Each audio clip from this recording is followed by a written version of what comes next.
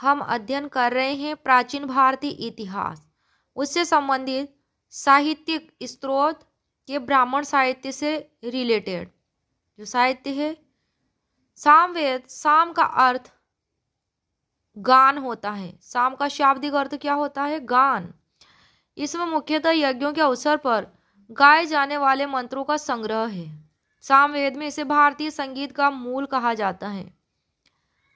सामवेद में मुख्यतः सूर्य की स्तुति के मंत्र हैं। किसकी स्तुति के मंत्र हैं? सूर्य देव की स्तुति के मंत्र हैं। सामवेद के मंत्रों को गाने वाला उद्गाता कहलाता है। क्या कहलाता है? सामवेद के मंत्रों को गाने वाला उद्गाता। सामवेद के प्रमुख उपनिषद छांदोग्य उपनिषद और जैमिनी उपनिषद। सामवेद का मुख्य ब्राह्मण ग्रंथ है पंचविश। कौन सा ब्राह्मण ग्रंथ है? सामवेद का पंचविश। छांदोग्य और जैमिनी ये क्या है? सामवेद के प्रमुख उपनिषद। अथर्ववेद, इसकी रचना सबसे अंत में हुई थी। इसमें 731 सूक्त है। कितने हैं? 731 सूक्त और 20 अध्याय, 6000 मंत्र हैं। इसमें आर्य और अनार्य विचारधाराओं का समन्वय मिलता है अथर्ववेद में। अथर्ववेद में परीक्षित को कुरुओं का राजा कहा गया है। उत्तर वैदिक काल में इस वेद का विशेष महत्व है। अथर्ववेद का अथर्ववेद में ब्रह्म ज्ञान, धर्म, रोग निवारण, समाज निष्ठा, औषधि प्रयोग, मंत्र, जादूटोना आदि अनेक विषयों का वर्णन है। अथर्ववेद का एक ब्राह्मण ग्रंथ है गोपद ब्राह्मण। कौन सा ब्राह्मण? गोपद ब्राह्मण। प्रमुख उपनिषद है अथर्ववेद से रिलेटेड मुंडकोपनिषद, प्रश्नोपनिषद, मांडुक्योपनिषद। ब्राह्मण ग्रंथ, इनकी रचना संहिताओं की व्याख्या हेतु सरल गद्य में की गई है। किनकी? उन ब्राह्मण ग्रंथों की। ब्रह्म का अर्थ होता है यज्ञ। यज्ञ के विषयों का प्रतिपादन करने वाले ग्रंथ ब्राह्मण कहलाते हैं। प्रत्येक वेदों के लिए अलग अलग ब्राह्मण ग्रंथ हैं। वेद और ब्राह्मण ग्रंथ। ऋग्वेद का ब्राह्मण ग्रंथ है 2, ऐत्रेय और कौशितकी ब्राह्मण। ऐत्रेय ब्राह्मण, कौशितकी ब्राह्मण। यजुर्वेद के ब्राह्मण ग्रंथ है 2, शतपथ ब्राह्मण, तैत्तिरीय ब्राह्मण। सामवेद के ब्राह्मण ग्रंथ है पंचविश ब्राह्मण, जिसे तांड्य ब्राह्मण भी कहते हैं, पंचविश ब्राह्मण को। अथर्ववेद का ब्राह्मण ग्रंथ है गोपद ब्राह्मण। कौन सा ब्राह्मण? गोपद ब्राह्मण। ऐत्रेय ब्राह्मण में राज्याभिषेक के नियम तथा कुछ प्राचीन अभिषिक्त राजाओं के नाम दिए गए हैं। शतपथ ब्राह्मण में गांधार, शल्य, केकेय, कुरु, पांचाल, कौशल, विदेह आदि राजाओं के नाम का उल्लेख है। प्राचीन इतिहास के साधन के रूप में वैदिक साहित्य में ऋग्वेद के बाद शतपथ ब्राह्मण का स्थान आता है।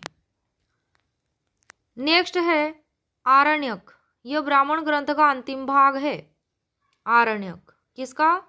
ब्राह्मण ग्रंथ का अंतिम भाग, जिसमें दार्शनिक और रहस्यात्मक विषयों का वर्णन किया गया है। आरण्यक में इसमें कोरे यज्ञवाद के स्थान पर चिंतनशील ज्ञान के पक्ष को अधिक महत्व दिया गया है। आरण्यक में किसको? चिंतनशील ज्ञान के पक्ष को। जंगल में पड़े जाने के कारण इन्हें आरण्यक कहा जाता है। और आरण्यक के भाग हैं 7। कितने हैं? 7।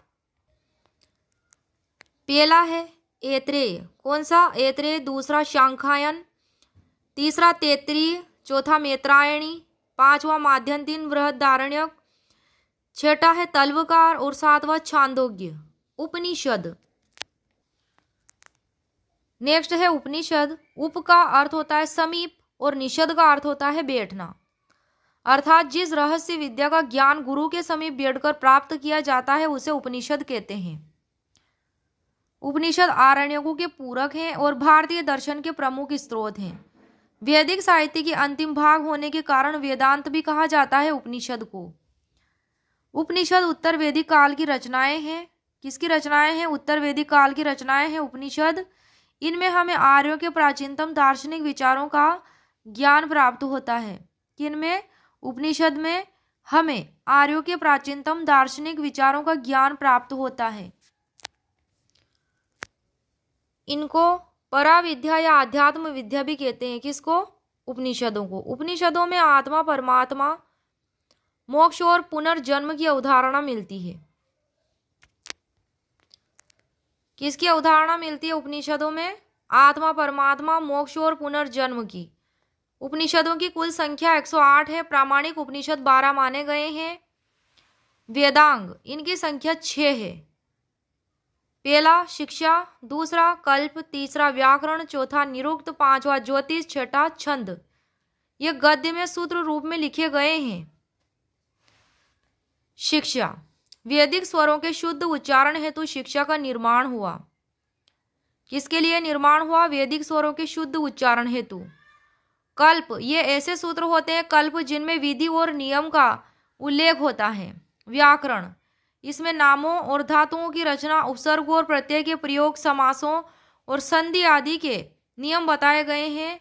निरुक्त, निरुक्त शब्दों का अर्थ क्यों होता है यह बताने वाले शास्त्र को निरुक्त कहते हैं।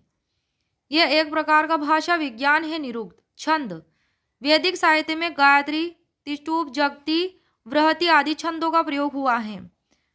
ज्योतिष, इसमें ज्योतिष शास्त्र के विकास को दिखाया गया है। नेक्स्ट पॉइंट है सूत्र। वैदिक साहित्य को अक्षुण्ण बनाए रखने के लिए सूत्र साहित्य का प्रणयन किया गया था। किसका? सूत्र साहित्य का। क्यों? वैदिक साहित्य को अक्षुण्ण बनाए रखने के लिए। ऐसे सूत्र जिनमें विधि और नियमों का प्रतिपादन किया जाता है। किनका? विधि और नियमों का। कल्प सूत्र कहलाते हैं। किसे कहते हैं? कल्प सूत्र। ऐसे सूत्र जिनमें विधि और नियमों का प्रतिपादन किया जाता है कल्प सूत्र कहलाते हैं। कल्प सूत्रों के 3 भाग हैं। श्रोत्र सूत्र, दूसरा ग्रव्य सूत्र और तीसरा धर्म सूत्र। श्रोत सूत्र, ये यज्ञ संबंधी नियम इसमें बताए गए हैं। ग्रव्य सूत्र, इसमें लौकिक और पारलौकिक कर्तव्यों का विवेचन है। लौकिक और पारलौकिक कर्तव्यों का विवेचन किसमें? ग्रव्य सूत्र में। धर्म सूत्र में धार्मिक, सामाजिक और राजनीतिक कर्तव्यों का उल्लेख किया गया है। धर्म सूत्र से स्मृति ग्रंथों का विकास हुआ। किसका विकास हुआ? धर्म सूत्र से स्मृति ग्रंथों का। प्रमुख स्मृति ग्रंथ है मनु स्मृति, नारद स्मृति, याज्ञवल्क स्मृति, पराशर स्मृति, बृहस्पति स्मृति, कात्यायन स्मृति, गौतम स्मृति आदि। मनु स्मृति के भाष्यकार टीकाकार हैं मेघातिथि, गोविंदराज भारुचि और कुल्लुक भट्ट। याज्ञवल्क स्मृति के टीकाकार का नाम है विश्वरूप, विज्ञानेश्वर और अपरार्क आदि। प्रमुख उपवेद हैं आयुर्वेद, धनुर्वेद, गंधर्ववेद और शिल्पवेद। मनु स्मृति सबसे प्राचीन तथा प्रामाणिक मानी जाती है। याज्ञवल्क स्मृति एक महत्वपूर्ण ग्रंथ भी है। व्याकरण ग्रंथों में सबसे महत्वपूर्ण पाणिनि की अष्टाध्यायी है, जो 400 ईसा पूर्व के लगभग लिखा गया था। अष्टाध्यायी कब लिखा गया था?